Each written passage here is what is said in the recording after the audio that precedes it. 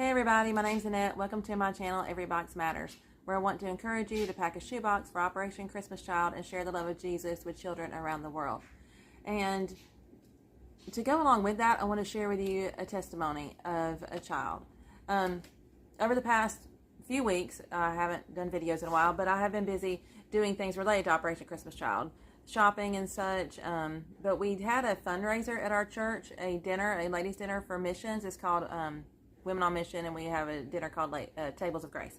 And our speaker this year was one of the volunteers, year-round volunteers in our area, and her name's Donna Mosier, and she came and spoke with us about Operation Christmas Child, and shared, what's going on and some stories. And one of the things she also did was give me a book, since I was the coordinator of the event and everything, and she gave me a copy of this book, Operation Christmas Child by Franklin Graham. And it is out of print now, but you can find them on eBay or something like that, Amazon, and get some copies.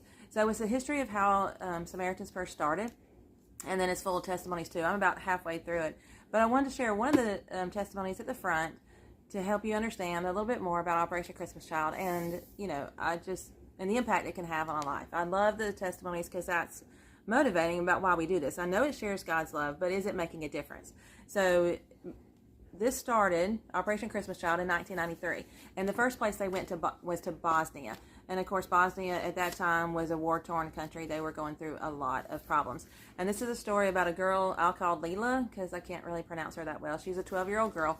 And in Bosnia, they didn't have, it wasn't the gospel they were hearing. Her understanding of God was that he was punishing them, all the bad things that were happening around. So she was very sad, very depressed, and it was a snowy day, because this was in December when they actually got the boxes. And so she had to walk 5 miles to school, and her shoes were torn. The toes, didn't hold together. They'd been bound up with wire, and she had to walk the 5 miles to school. But she decided not to go directly to school. She was so depressed. She was going to go through the landmine field, and she did. She went through the landmine field. Her best friend had just died the day before in the field, and another friend had lost her leg. I don't know if it was his or her. And she went through there, but after 45 minutes of going through it, nothing had happened to her. And then she's like, okay, I'm going to go through Sniper Alley, because surely they'll take care of me there. She went down Sniper Alley, and nothing happened. So she made it to school. Praise God. But she wasn't excited. But when she got there were these kids holding all these brightly colored shoe boxes, and she was like, what's the deal with that? Because a box is pretty, but she has nothing to put in it. And, she didn't understand. Well, she got into the school, and a man was there when he saw her, and he was smiling, and he said, here, I have a box for you. And so he gave it to her, and she was very excited. Well, excited but confused. She went to a corner. I don't want to read it to you, but she went to another part of the school to sit down and open it. And before I tell you what she did, on the way to school, though, by the way, in her walk and everything, she was crying out to God, like, why is all this happening? And, she was searching for the Lord, really. And so when she opened the box, guess what was in there? Yes, a pair of tennis shoes. That fit her, yes, just right. So that is amazing. And she was excited about that. And she said that would have been enough in and of itself. But inside there was also a pack of 12 pencils, a whole pack of 12 pencils. And she said that her entire class of 58 students had been sharing a nub of one pencil all year long. Can you imagine? And then she also now has her very own pack. And she also got a notebook. She had been using a notebook for 3 years and barely had any space left to scribble in it. So she was super excited. She also got an eraser that smelled like strawberries, and she said that was the first smell of anything pleasant that she could remember. Wow. So I'm going to try not to cry. So anyway, she had gotten used to just war and decay and everything, and these things meant so much. And then she took them home, showed them to her mom. Her parents were wondering, they weren't sure what this was, but she told them, Leela said this was a box from America from a man named Jesus. And so she wrote him a thank you note to Jesus. And then she went back to school the next day, and the team was still there. And the man who had given her the box explained to her who Jesus is and gave her the gospel message. And so I know distributions are different now than they were. That was when they were first doing it. But now every time a child receives a box, they hear the gospel message of who Jesus is and that God does love them and wants to have a relationship with them.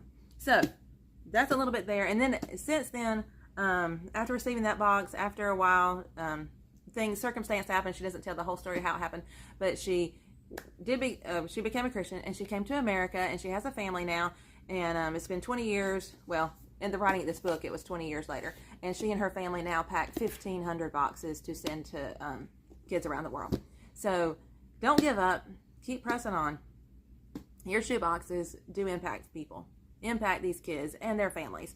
One shoebox can impact as many as 11 to 15 people. I believe I went to another little conference and they talked about that, because it's not just for that child, it's for their family.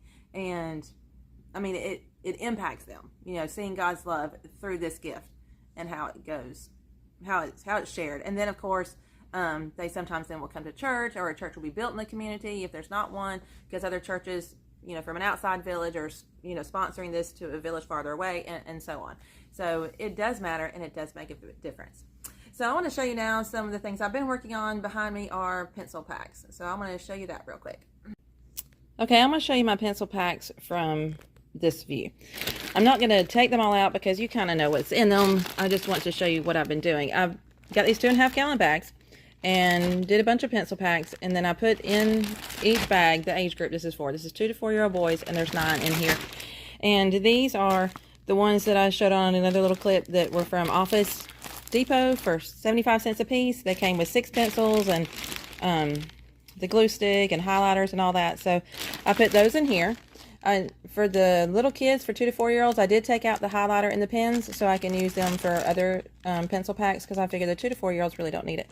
On some of these, you will see stickers on them. I just added some stickers for decoration for some of them, because after I unbagged them from the sleeve they were in, some of them had a blue mark on them from I don't know what, but I didn't want them to look marked up.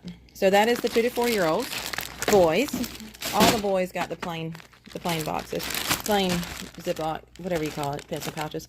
These are my 5 to 9 year olds. These are about the same, glue stick, all that, but I included the highlighter and the pens that were in there. And I added more erasers to these packs. The Office Depot thing didn't include any extra erasers, but it did have all the essentials: glue stick, scissors, 6 pencils, highlighter, 2 pens, and pencil sharpener. So that's really nice. Those are all just clear.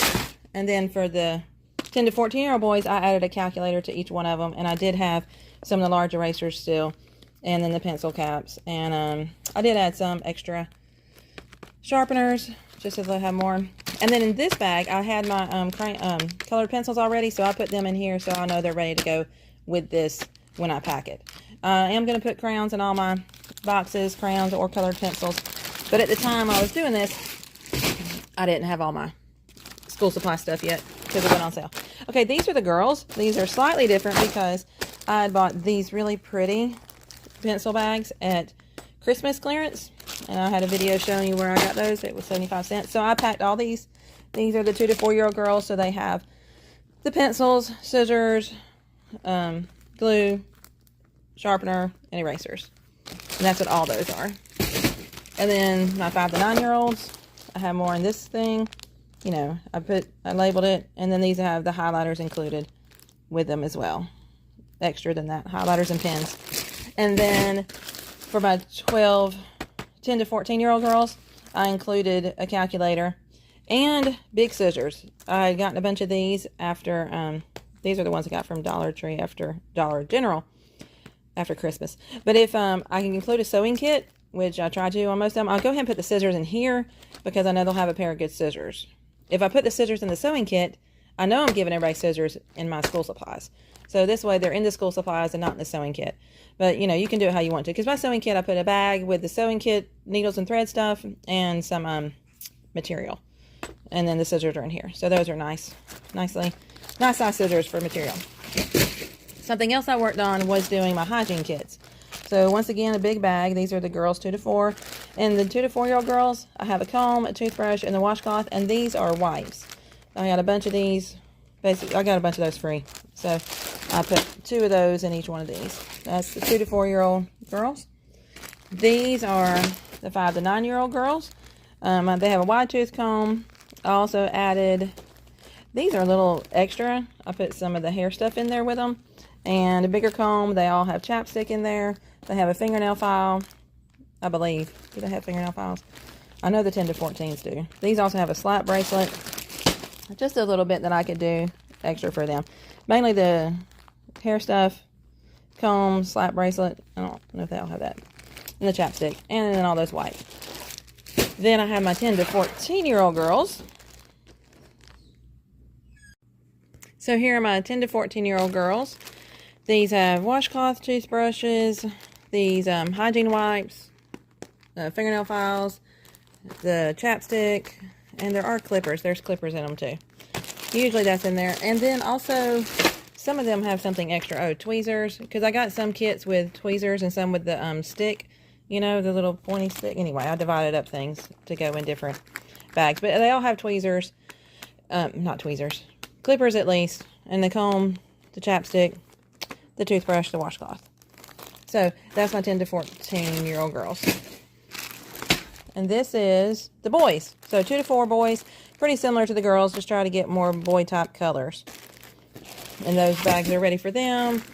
Same with the 5 to 9-year-olds. And then I just label each sack here, how many I have in each one.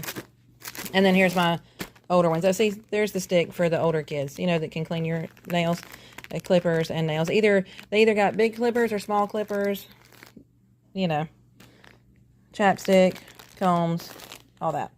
So that is my hygiene kits and my pencil packs for my personal boxes. Yeah, that's all that for them. So just to share with you about my pencil packs and hygiene kits, a little more information. I am planning for my personal boxes, I'm planning for like 100. Last year I planned for 72, so I did like 12 of each age group. But I had enough stuff that I had everything I buy won't fit in the shoebox because I just tend to buy more stuff than I need. And so then I needed to get extra pencil packs and extra hygiene kits to do my overflow boxes. So what I did this year is I've packed enough hygiene kits and pencil packs for 100 boxes because I assume the stuff I've got will probably end up being 100 boxes. And if I get more than that, I'm just going to take that extra stuff to church because we do collect at church also. You have the option, of course, if you want to pack your own shoe boxes, do that. And if you want to help support the shoe boxes we pack at church, which we do about 350 as a, church collection. And I am the project leader at the church, so I'm just helping, oversee that and stuff. So I'll just take my stuff to the church and organize it up there.